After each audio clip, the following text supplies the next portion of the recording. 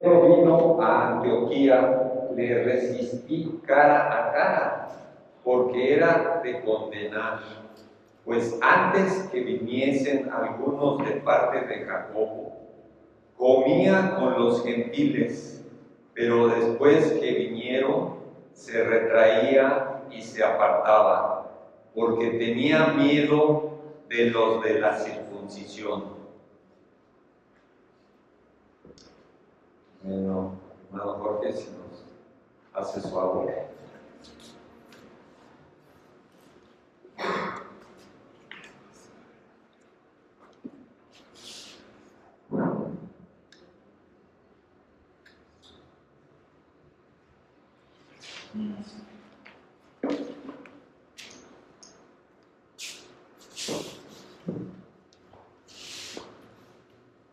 ¿Sí me escuchan? Sí. Sí. Pues gracias a Dios, hermanos, gracias a Dios que nos permite llegar el día de hoy. Gracias, porque sé que durante nuestra ausencia, pues la iglesia sigue su marcha. Y eso es bueno, eso es maravilloso. Nadie es indispensable en la iglesia del Señor. Solamente Cristo. Solamente Cristo. Y doy gloria a Dios, pues por todos los predicadores que hay en esta iglesia, ¿verdad? Nuestro hermano Carlitos, gracias Carlos, gracias Willy, gracias Edgar. Y sabemos que podemos confiar en que el Señor envía su palabra.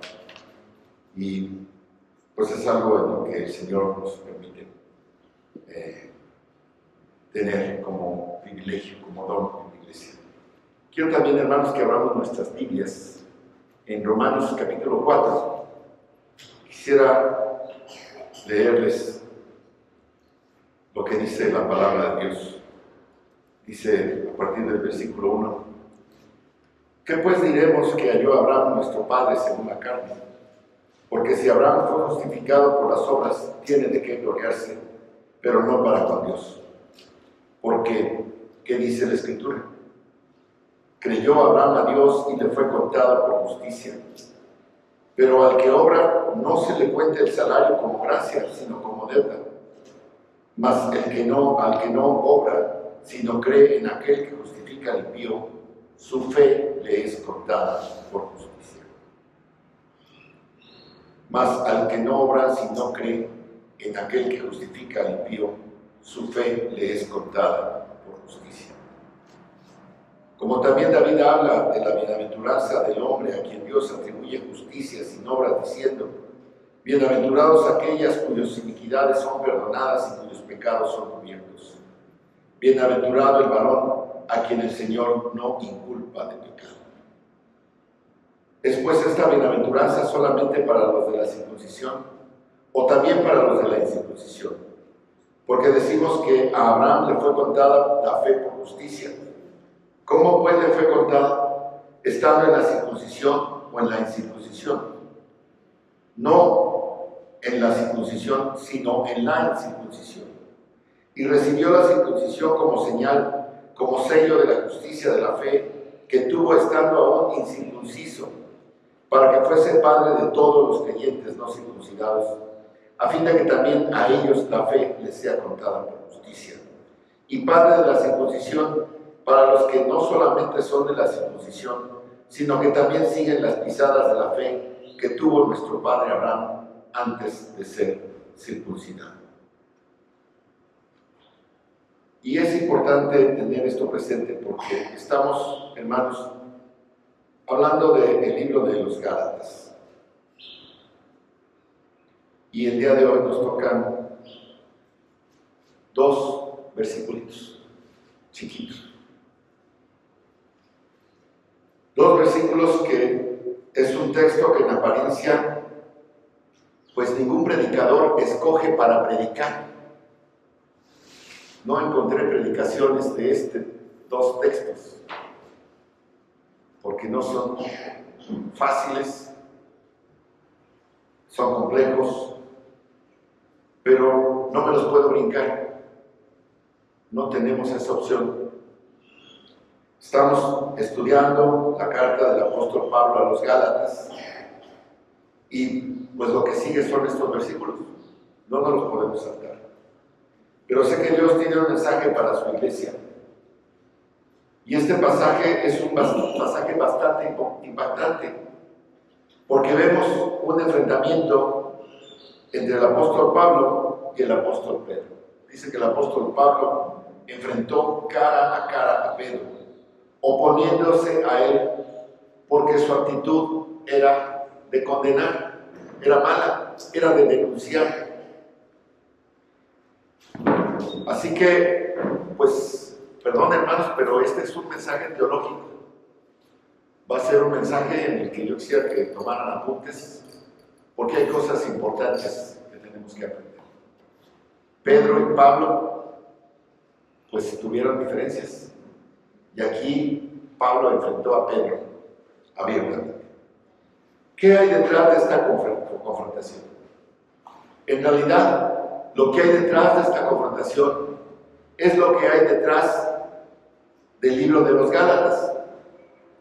Y lo que hay detrás del libro de los Gálatas es el deseo del apóstol Pablo de defender y de declarar el verdadero evangelio frente a ciertos hombres que han llegado a las iglesias de Galacia y han propagado un evangelio falso. Este es un libro polémico, es una lucha, es una defensa del verdadero evangelio en contra de aquellos que eran proveedores o predicadores de un evangelio torcido, falso. Este es un libro, hermanos, que presenta una lucha. Y ahora, con eso en mente, quisiera yo que retrocediéramos un poco y comenzáramos desde el principio. Y vamos a ir aterrizando estos dos versículos. Como les decía, este es un sermón doctrinal, es un sermón teológico, que espero nos ayude a conocer más a Dios. Así que, pues si quieren tomar nota, hermanos. La primera pregunta que se me ocurre en medio de esto es: ¿por qué existe la religión en el mundo? Y es una pregunta válida. Los materialistas, o sea, los que solamente confían en lo que hay material que pueden tocar, ver y sentir, nos dicen que no hay nada más que el mundo material, que no hay un mundo sobrenatural. Pero aún así, aunque ellos traten de afirmar eso, todos los hombres, pues existe la religión. ¿Por qué existe la religión? ¿Por qué es tan universal? ¿Por qué es además tan personal? ¿Por qué la religión está presente en todas las épocas, en todos los lugares, en todas las culturas, en todas las sociedades, en todos los grupos étnicos que han existido? ¿Por qué la religión como tal adopta tantas formas? ¿Por qué hay religión en todas partes? ¿Y por qué hay tantos tipos de religión? Son preguntas válidas, hermanos. Son preguntas que todos los arqueólogos, los historiadores, lo primero que encuentran es la religión en las culturas. Fuera de los cántaros, que son cosas esenciales para la vida, los cántaros, los trastes de cocina, los utensilios de guerra para pelear, lo que encuentran más son ídolos, altares, pirámides, cosas de religión. La definición de religión en el diccionario es la conexión que el hombre, la persona, pretende o quiere hacer con lo sobrenatural, con lo que no tiene explicación. La religión es lo que el hombre quiere, donde quiere encontrar la explicación a lo que no tiene respuesta en su mente. Eso es la religión. Es un sistema de creencias que busca conectar a las personas con lo que ellos llaman deidades, con los dioses. La religión es un puente hacia lo sobrenatural. Y es universal porque todas las personas la buscan, quieran o no, sean materialistas o no, tienen una religión, tienen un relicare, buscar la explicación. ¿Y saben por qué el hombre busca, necesita una religión, una explicación de lo sobrenatural? Por una simple y sencilla razón. Porque el hombre está creado por Dios a su imagen y semejanza. Y todos llevamos la imagen de Dios. Y todos necesitamos esa conexión de manera innata, de manera natural. Yo no sé si ustedes, cuando eran niños, a nosotros nos gustaba mucho ir a Zacatenco, porque era nada más Zacatenco, no había, apenas la Lindavista estaba naciendo en aquella ciudad. Pero nos gustaba porque había muy buenos vientos y nos llevaban mi papá y mi tío Tomás a volar cometas. No sé si ustedes han volado papalotes. Y elevábamos los papalotes y se iban, pero lejísimos, altísimos, al grado que ya no los veíamos. A veces las nubes ocultaban los papalotes. Y ahí estaba uno ahí con el hilito, sin ver el papalote, pero ahí estaba con el hilo, sentíamos la tensión. Y yo me acuerdo que de repente, ¡pac!, veíamos cómo el hilo se caía. Sabíamos el papalote, quién sabe dónde se fue. Esa es la situación del hombre, de la religión. Ese tirón de la cuerda del papalote que no lo puede ver, pero que siente algo. Esa es la conexión que el hombre busca para Dios. Ese es el tirón de lo divino. Ese es el tirón de lo eterno. Romanos 1 lo define de esta manera. El conocimiento de Dios está en ellos, está en todos. Es parte del ser humano. No solo este impulso hacia Dios es parte del ser humano, sino que la ley de Dios también está incorporada en cada ser humano. Romanos 2 nos dice que la ley de Dios está escrita en el corazón de todos los hombres. Sabemos lo que está bien y lo que está mal, y ese conocimiento activa nuestra conciencia para acusarnos o para excusarnos. Eso responde a la razón por la cual existe la religión. Porque el hombre está hecho para Dios y tiene algo innato en él que lo impulsa en la dirección de Dios. Y la ley de Dios está escrita en su corazón, de modo que tiene una sensación de temor cuando viola esa ley. Temor al juez, temor al Dios que nos hizo. Eso somos los seres humanos. Pero tampoco esto no responde a la pregunta, ¿y entonces por qué hay tantas formas de religión? Eso no se lo debemos preguntar a Dios.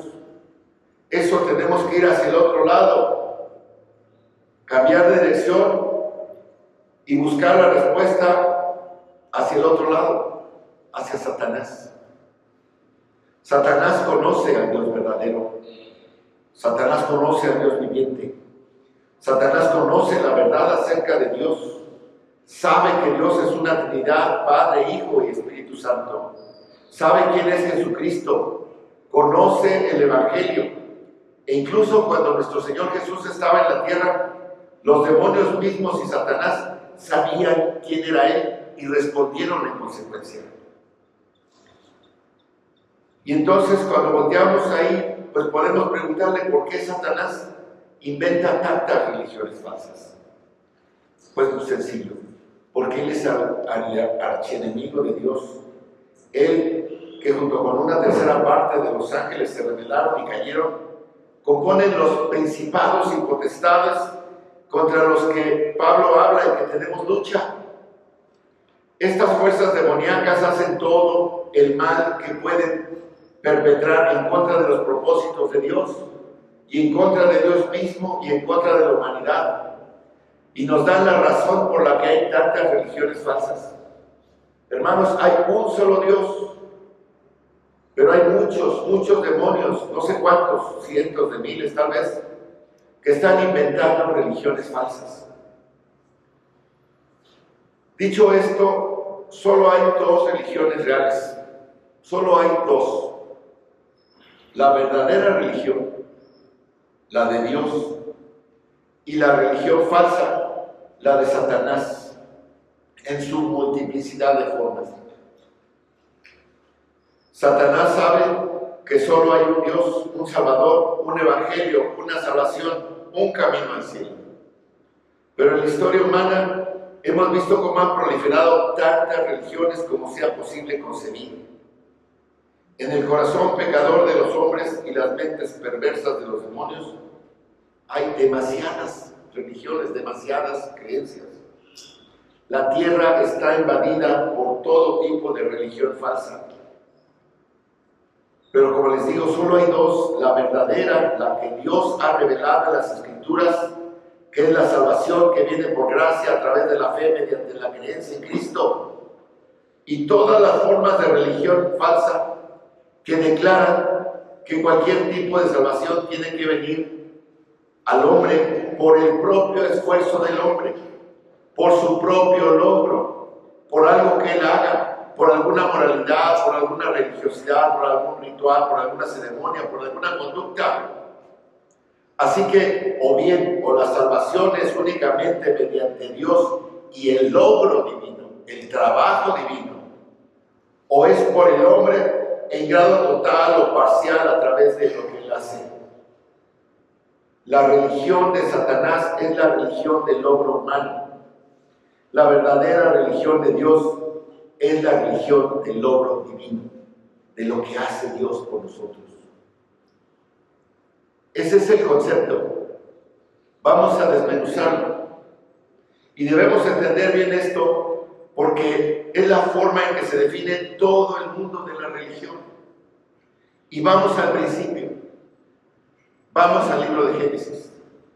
Los capítulos 1 y 2 de Génesis, sabemos que Dios crea en 6 días todo lo que hay en el universo.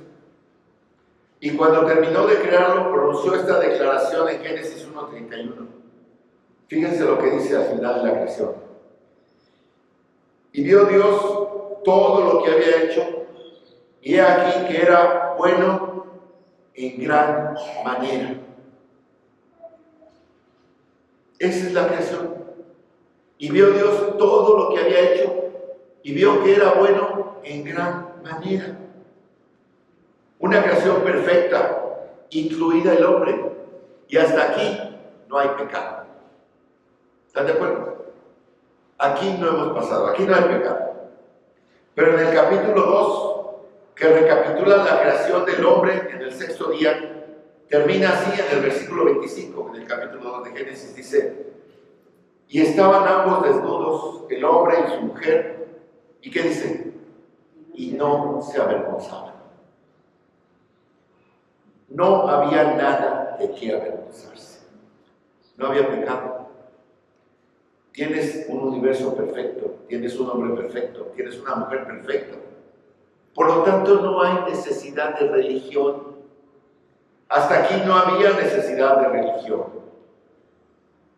No hay un puente hacia Dios, no hay un camino hacia Dios, porque no hay ninguna barrera, no hay ninguna perturbación, no hay ninguna separación entre la creación, el hombre y Dios. Están unidos. Adán y Eva viven en un jardín en plena comunión con Dios. No hay necesidad de religión, no hay necesidad de encontrar una manera de reconciliarse con Dios. Dios no está enojado. El hombre aún no ha pecado. Pero cuando pasamos al capítulo 3, inmediatamente vemos la aparición de Satanás, que encuentra a Eva, Eva encuentra a Adán y desobedecen a Dios. Y ocurre la caída. Y entonces el pecado entra en el mundo. Inmediatamente hay una perturbación. Inmediatamente hay una separación. Versículo 7 dice: entonces fueron abiertos los ojos de ambos y conocieron que estaban desnudos, y entonces cosieron hojas de higuera y se hicieron delantales. Y el versículo 8 dice: y oyeron la voz de Jehová Dios que se paseaba en el huerto al aire del día. Y el hombre y su mujer se escondieron de la presencia de Jehová de Dios entre los árboles del huerto. Pasamos en estos 2 versículos de la comunión completa a la alienación, a la deportación. Cuando no perteneces, eres un alien. Por eso el alien del octavo pasajero no era de la tripulación. Tenían que expulsar. Bueno, pasas a ser un alienígena. Te separas, terminas la comunión. Pasas de la comunión a la separación. El pecado separa al hombre de Dios y ahora hay una necesidad de reconciliación. ¿Qué hicieron Adán y Eva? Fíjense ustedes lo que dice el versículo 7. Y cosieron hojas de higuera y se hicieron delantales. ¿Por qué? Porque tenían vergüenza. Se dieron cuenta que estaban desnudos. Hermanos, ese es el comienzo de la religión falsa. Ese es el símbolo de la religión falsa. Ese es el primer acto del hombre para crear una manera en la que él mismo pueda lidiar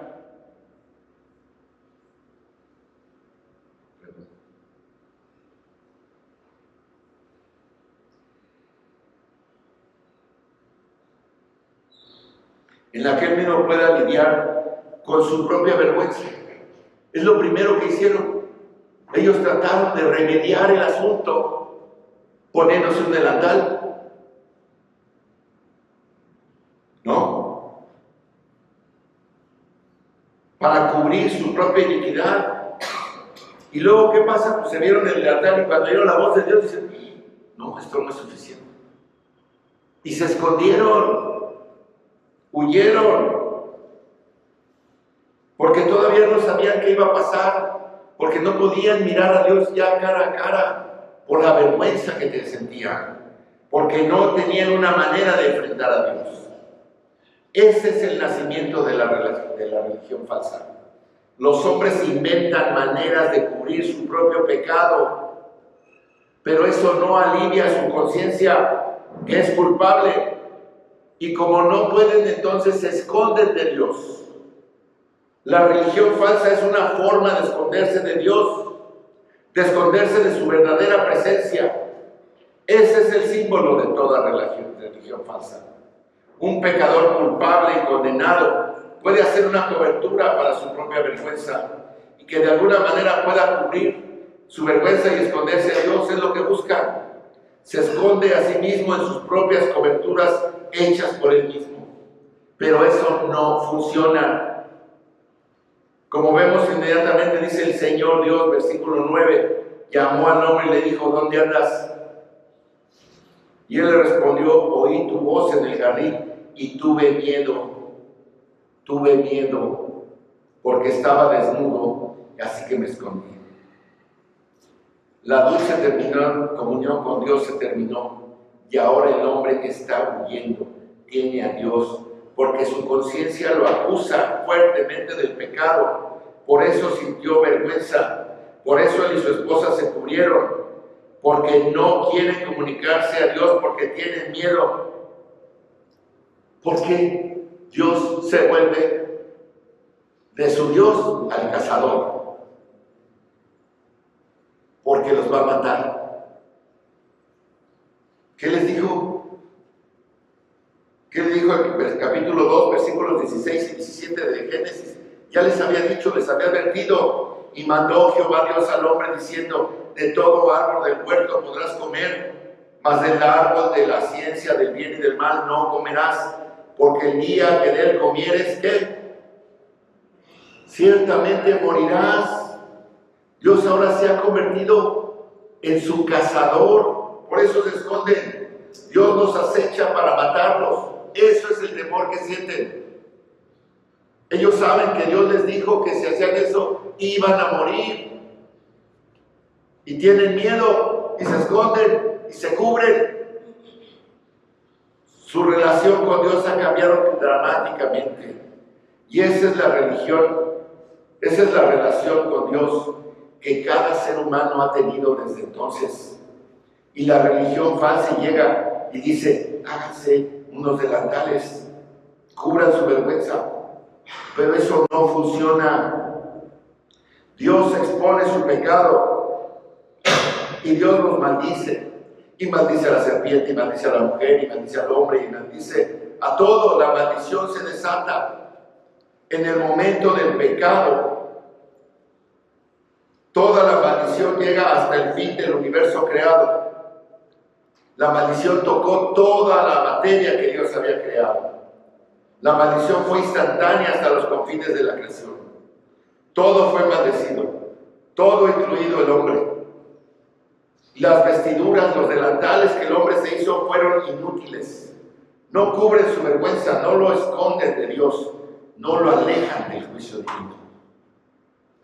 Versículo 21 del capítulo 3.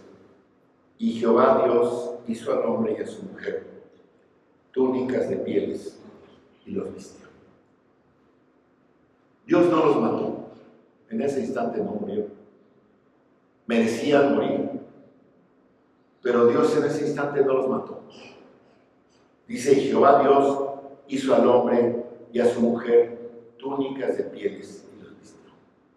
Es el primer acto de misericordia, de bondad, de amor que Dios tiene para el hombre. Ese versículo 21 del capítulo 3 de Génesis. Y Jehová Dios hizo al hombre y a su mujer túnicas de pieles y los vistió.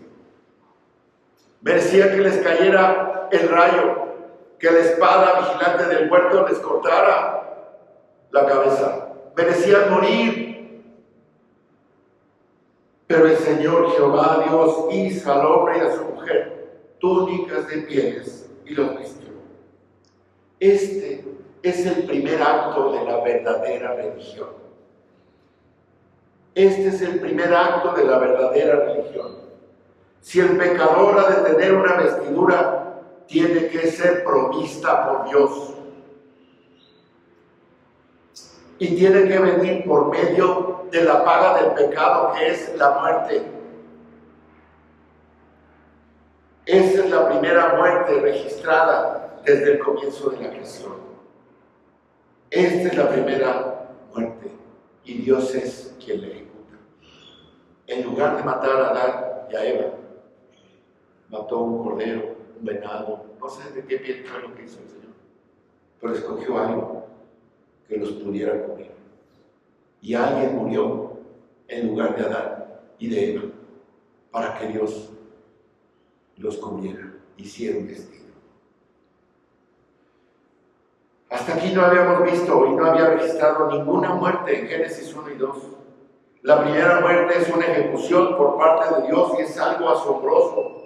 Simplemente pensar por lo que Dios le dijo a Adán y Eva: el día que comas morirás. Y estaban listos para morir. Se estaban cubriendo para esconderse de Dios por temor a que su muerte tuviera lugar. Y vieron una muerte, pero sorprendentemente fue la muerte de un sustituto inocente. Y aquí en el mismo comienzo, en el jardín del Edén, es la introducción de la doctrina cristiana de la muerte sustituta. Un animal inocente da su vida para proporcionar cobertura a los pecadores que no pueden cubrirse a sí mismos. Así que en el Edén tenemos tanto el comienzo de la religión falsa en los delantales que hicieron Adán y Eva, y el comienzo de la verdadera religión, que es la cobertura que solo Dios puede hacer a través de la muerte de un inocente. De aquí en adelante estas dos religiones nunca han cambiado. Esta es la verdadera religión que requiere muerte, la muerte de un sustituto. En la historia de Israel vimos que hubo muchas muertes de animales a lo largo de toda la historia de Israel. Todos sacrificaron. ¿Qué hizo Noé cuando salió del arca? Sacrificó, ¿verdad? Y tenemos también los ejemplos de la religión falsa.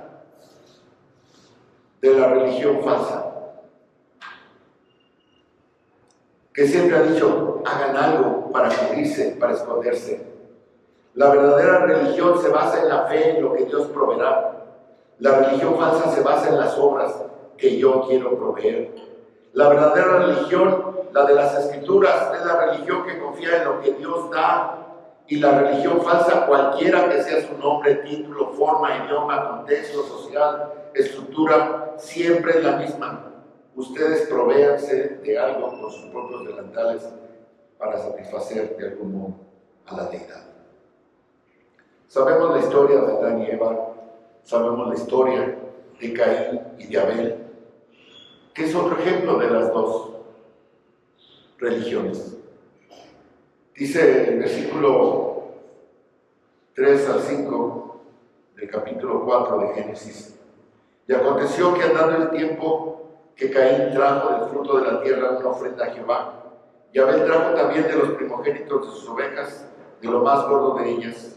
Y miró Jehová con agrado a Abel y a su ofrenda, pero no miró con agrado a Caín y a la ofrenda suya.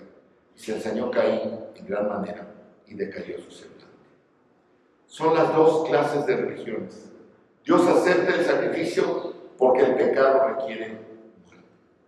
Y entonces tenemos el prototipo de la religión falsa, que es Caín.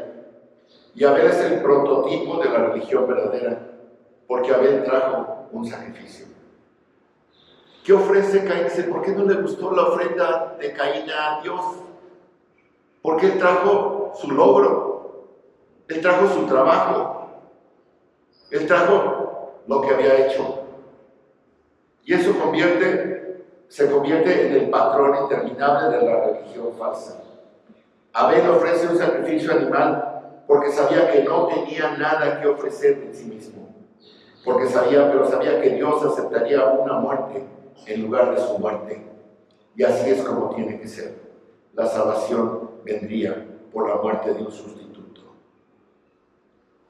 Hermanos, a medida que la historia de Israel y la historia de la humanidad avanzan desde ahí, la Torre de Babel, vemos cómo la gente siguió el camino de Caín. Construyeron su torre, vino el juicio, luego vino Noé, que solamente él siguió el camino de Abel. Solamente Noé, sus hijos y sus hijas y el resto del mundo se vio envuelto en el camino de Caín, y en consecuencia la muerte le sobrevino a través del diluvio. Incluso después de que el diluvio se calmó y la vida comenzó nuevamente, el camino de Caín perseveró, el camino de Satanás dominó al mundo. Y vemos la historia de Abraham, donde Dios llama a su pueblo, llama a Abraham a seguir el camino de Abel, el camino de la fe, el camino del sacrificio. Pero vemos cómo en medio que Abraham vivía en Ur de los Caldeos, el camino de Caín predominó en el mundo, era mayoritario, y todavía lo es. Y en Abraham el camino de Abel fue un pequeño remanente creyente que vino a través de la fe y que inicialmente constituyó la nación de Israel. Pero después, incluso en la misma nación de Israel, existieron ambas religiones dentro del mismo marco del judaísmo. Porque vemos que había formas falsas de judaísmo, como también hay formas falsas de cristianismo. Satanás no solo hace su trabajo como anticristiano, sino que lo hace fingiendo ser sutilmente cristiano también. El mundo ha seguido el camino de Caín, y lo vemos en el judaísmo y lo vemos en el cristianismo. Los verdaderos cristianos, hermanos, han seguido el camino de Abel. Y una cosa que vemos y notamos en la historia de Caín y Abel es que, ¿qué pasó con Caín y con Abel? Caín mató a Abel. Bueno, así pasa. La religión falsa está siempre persiguiendo a la religión verdadera. Y vemos cómo los cristianos verdaderos han sido perseguidos por la religión falsa, cualquiera que ésta sea. Así que las dos religiones están mezcladas una junto a la otra, como están en el cristianismo hoy. Hermanos, los profetas expusieron todo esto, denunciaron no solamente a las naciones que rodeaban a Israel y a su religión falsa, también denunciaron la hipocresía de Israel. Pero muchos fueron masacrados, muchos fueron sacrificados por los mismos judíos. Pablo retoma esta realidad en Romanos 2 cuando dice, no todo Israel es Israel, no todo judío es un verdadero judío. Es decir, quienes realmente confiaron en Dios y a quienes realmente llegó la salvación son los que creyeron como Abraham y les fue contado por justicia. En la época de Jesús, vemos que hay pocos judíos verdaderos. Zacarías, Isabel, José, María, Simeón, Ana, muy pocos. La nación en la época de nuestro Señor era hipócrita. El judaísmo estaba definido por los fariseos que decían, te doy gracias, Señor, porque no soy como estos pecadores. Yo diezmo, yo ayuno, yo hago todo esto. Yo soy digno de merecer la salvación. En el tiempo de los apóstoles, hermanos, literalmente se había desarrollado una forma apóstata de judaísmo que fue diseñada y definida básicamente por la tradición rabínica que había reemplazado a la palabra de Dios. Y solo se lograba una relación correcta con Dios mediante las obras, mediante una estricta obediencia a las reglas y ceremonias mosaicas, personificadas por los escribas y fariseos, que eran los orgullosos creadores de esta religión hipócrita y apóstata. Cuando nace la iglesia en Pentecostés, vemos que hay judíos de Jerusalén que se han convertido al cristianismo, pero fue un problema para algunos, porque todos estos judíos, de algunos de ellos salieron legalistas, orgullosos, el famoso grupo llamado de los judaizantes, porque querían judaizar a los gentiles, porque decían, creemos en Cristo y creemos que Él es el Mesías, creemos en su muerte y en su resurrección, pero no creemos que se pueda ser salvo simplemente creyendo en Él. Tienen que circuncidarse, tienen que adherirse a la ley de Moisés, tienen que cumplirla con las tradiciones. No creían que la obra del sacrificio expiatorio de Jesucristo fuera suficiente. Creían que habría que añadir otras cosas, obras mismas. Eso es esencialmente lo que dicen también hoy todas las formas falsas del cristianismo. Niegan y rechazan la suficiencia de la muerte expiatoria y sustituta de Jesús. Y en este marco es que podemos ver este enfrentamiento entre Pedro y Pablo y podemos volver a los Gálatas. Recordemos que Gálatas es la primera de las 13 cartas que Pablo escribió. ¿Qué pasaba? Los gentiles tienen que pasar por fórmulas mosaicas, la circuncisión, los rituales, las reglas. Tienen que ser circuncidados. Eso es lo que les decía, lo que les estaban enseñando.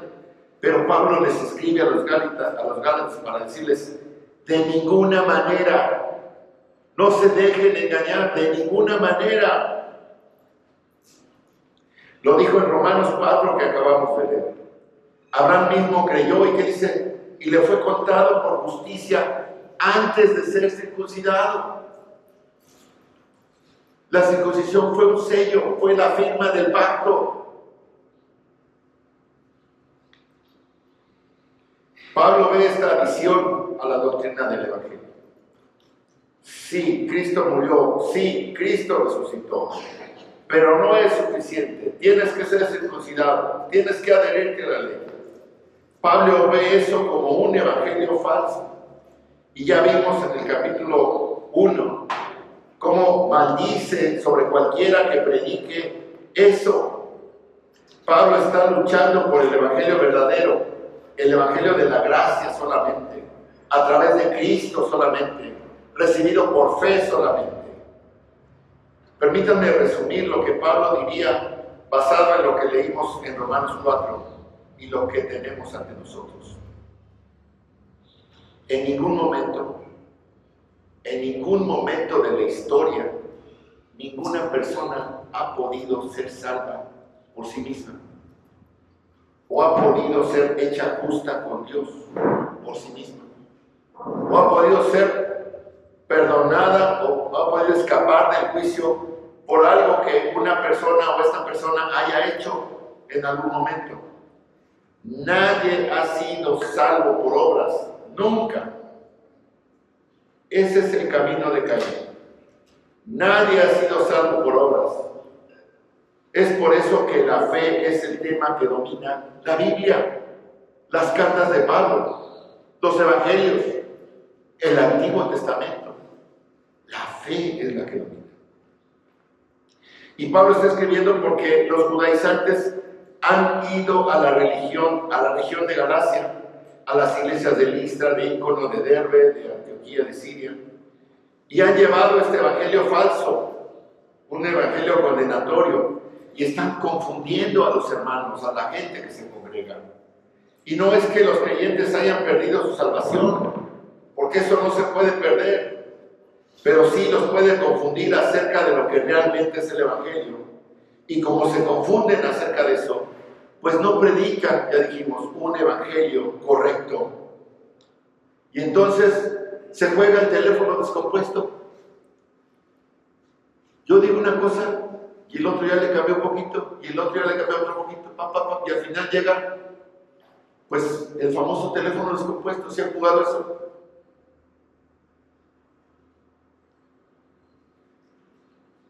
Hermanos, están confundiéndose y entonces se está proclamando un evangelio falso. Y Pablo está tratando de salvar la utilidad de la iglesia, de la congregación, para predicar el verdadero evangelio, asegurándose de que entiendan correctamente de qué se trata. Pero los judaizantes lo que hacen en las iglesias de Galacia para ganarse adeptos es desacreditar a Pablo, y lo denuncian y dicen que es falso, y por eso Pablo abre el libro defendiendo su apostolado, que es lo que hemos ya visto. En el capítulo 1 se defiende hablando de su encuentro personal con Cristo. En su segunda defensa, en el capítulo 2, dice que fue a Jerusalén para visitar a los apóstoles, que lo confirmaron y le dijeron: el evangelio que tú predicas es el verdadero evangelio. Versículo 9 del capítulo 2. Dice que Pedro, Juan y Jacobo, las columnas de la iglesia de Jerusalén, le dieron la mano, los bendijeron a él y a Bernabé en señal de compañerismo, y le dijeron: tu teología es correcta. El famoso concilio. Por eso él defiende, dice: por eso les digo que soy un verdadero apóstol por todo esto. Y aquí sigue defendiendo su apostolado. Y por eso menciona el enfrentamiento que tuvo con Pedro.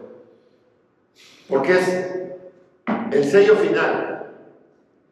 Para probarles que soy apóstol, me tuve que enfrentar con Pedro mismo, cara a cara, diciéndole que le estaba regando. Hermano Pedro, la estás regando.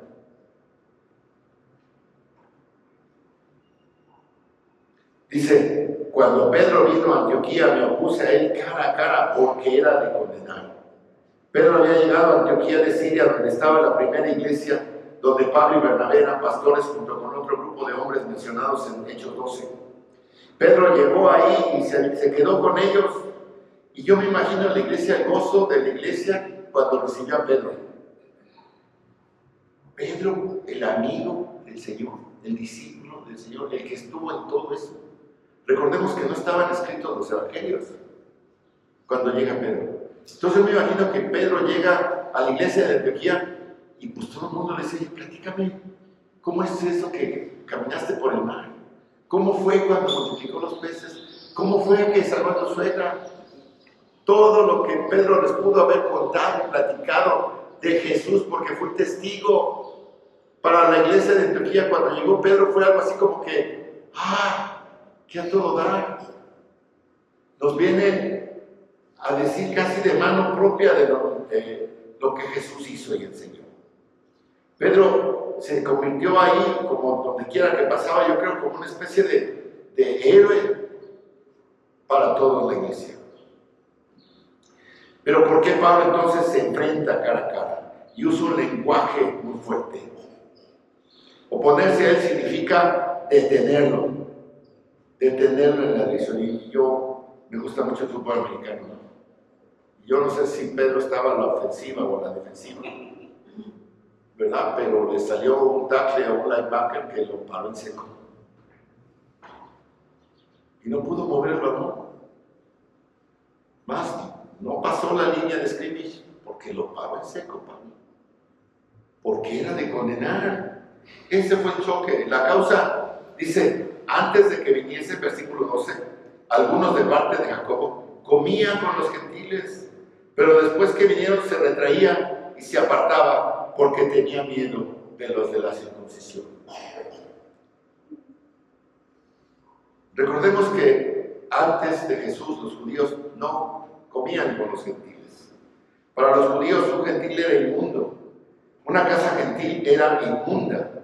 No podían acercarse a los gentiles, no podían comer del plato que un gentil les ofrecía. Eran las normas rabínicas. Para ellos toda la comida gentil estaba contaminada y eran muy racistas los judíos para con todos los demás. Pero Pedro, que fue criado en ese ambiente, llegó a Antioquía, a una iglesia gentil totalmente, y hace lo que un judío nunca haría.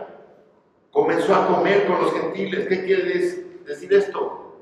Recordemos que Pedro tuvo que aprender esto. Aprendió la lección de Hechos 10, cuando el Señor le dice, ¿tienes hambre? Pues levántate, mata y come. Y se ha de haber echado sus carnitas, que no son kosher. Y a lo mejor mariscos, no sé. Todo lo que los judíos no comen, Pedro se lo pudo comer ahí. Y se dio cuenta de lo que se estaba perdiendo. Pues son bien ricas, ¿no? Y entonces, antes de que llegaran los judíos, pues Pedro empezó a disfrutar la comida de los gentiles. Hasta yo creo que empezó a engordar.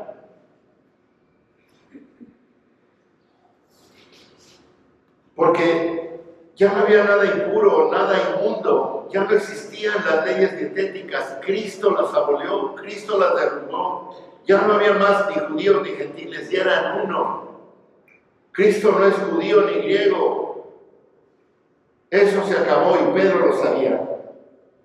Pedro sabe que está comiendo con hermanos y hermanas en Cristo, y cuando come con ellos es una fiesta de amor, es la mesa del Señor.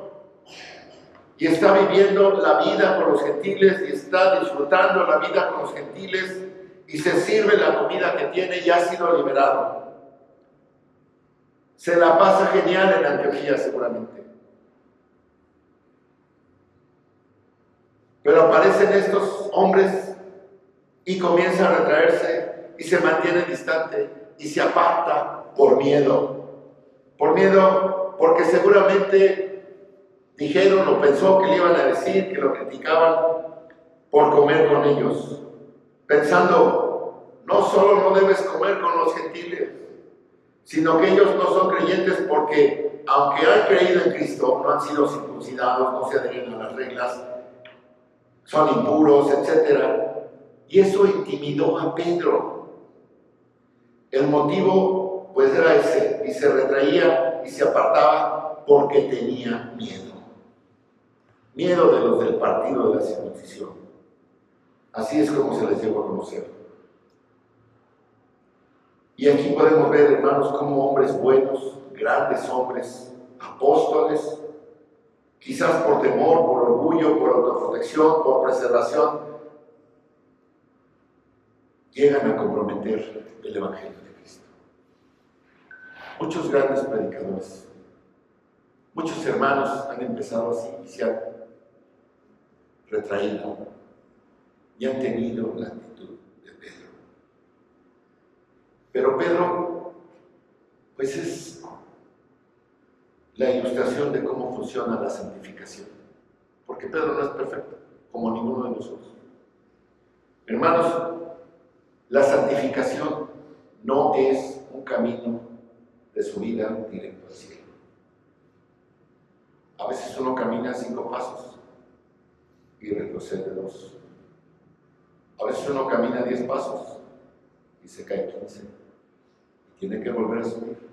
Y tiene que volver a recorrer el camino andado. Porque así es la santificación. No somos perfectos. Pedro no era perfecto. Pedro tuvo que volver a recordar esos 10 cuando Pablo lo enfrentó.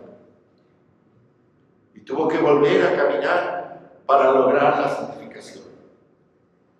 Y por eso en primera de Pedro y en segunda de Pedro menciona, pues entiendan a Pablo, porque aunque hay unas cosas difíciles de entender, él escribe con sabiduría y nos enseña muchas cosas, dice Pedro, acerca de Pablo. El camino a nuestra santificación es difícil, hermanos. Por eso estamos aquí juntos, ¿verdad? Para ir de la mano. Y por eso me gusta el fútbol americano, porque en la línea de scrimmage hay centro, hay guardias, hay tackles, hay alas. Y entre todos tienen que abrir los huecos, juntos. Y el que falle, pues, ni modo, fallaron todos. Si uno no bloquea y pescan al corredor 3 yardas atrás, todo el equipo es echado atrás.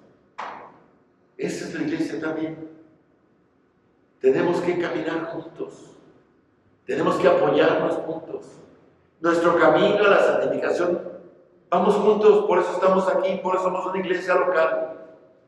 Fallamos, pero nos levantamos unos a otros, nos tomamos de los brazos, nos preparamos, nos ponemos de acuerdo y nos alineamos para la siguiente jugada. No se trata de desunión.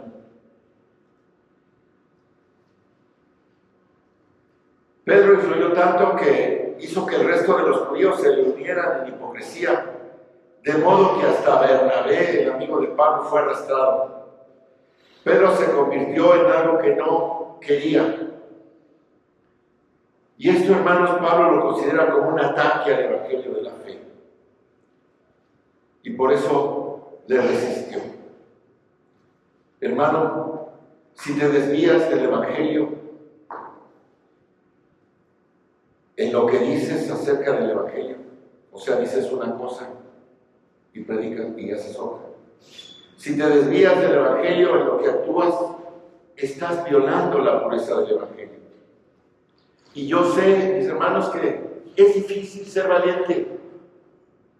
No es fácil. Es difícil ser valiente por el evangelio. Cuando estás con otras personas que comprometen el evangelio, que hablan de Cristo, es difícil hablar con alguien que pertenece a otra forma de cristianismo apóstata, que está fuera de los límites de lo que la palabra dice. Es difícil hablar con un católico romano. Es difícil hablar con alguien de una secta que predica la teología de la prosperidad. Es difícil hablar con alguien que le tuerce la mano a Dios para que quiera que haga su voluntad. Es difícil hablar con alguien que pertenezca a otro tipo de organización cristiana que tenga la versión equivocada del evangelio. Es difícil, se requiere valentía y va a haber rechazo, pero hay que ser como Pablo, que lo enfrentó cara a cara. Me encanta cuando el quarterback del equipo los reúne y les dice: ¿qué pasó? ¿Por qué no la cachaste? ¿Te pegó en los números? Y le dice: te la voy a volver a echar para que ahora sí la caches. Y así es Cristo con nosotros. Es difícil ser valiente. A veces queremos ser aceptados por ellos, pero tenemos que defender el evangelio. Tal vez pensemos: no van a escuchar. No van a escuchar lo que tengo que decir. Hermanos, el temor a los hombres es una trampa de Satanás. Por eso Pedro tuvo que ser confrontado cara a cara. Hermano, no ataques el evangelio. No lo ataquen cambiándole su contenido. No lo ataquen poniéndose del lado de personas que tienen un evangelio falso. No podemos hacer eso. Tenemos que enfrentar. Pablo nos está diciendo a la iglesia de Galacia, a la iglesia de Temisco, tenemos que tener el evangelio claro. Por eso estamos en el mundo, para predicarlo tal vez. Amén. Vamos a orar, hermanos. Bendito Padre Celestial, te damos gracias, Señor, por las enseñanzas que tú tienes para nosotros. Señor, queremos no dar marcha atrás, y aunque resbalamos y caemos en esta cuesta, este camino, Señor, hacia tu voluntad, hacia tu obediencia, Señor, ayúdanos a seguirte, ayúdanos a continuar, ayúdanos a mantenernos firmes y a mantener el evangelio puro, Señor, para que muchos puedan ser salvos. No es por nosotros, Señor, es para que muchos escuchen la verdadera razón, que tú los amas, que tú diste a Jesucristo como el único medio de salvación, Padre, y que no hay otro nombre debajo del cielo dado a los hombres para poder llegar a ser salvos, sino Jesucristo nuestro Salvador. Y te damos gracias por ello, Señor. En el nombre de tu Hijo amado, Cristo Jesús. Amén. Amén. Amén, hermanos.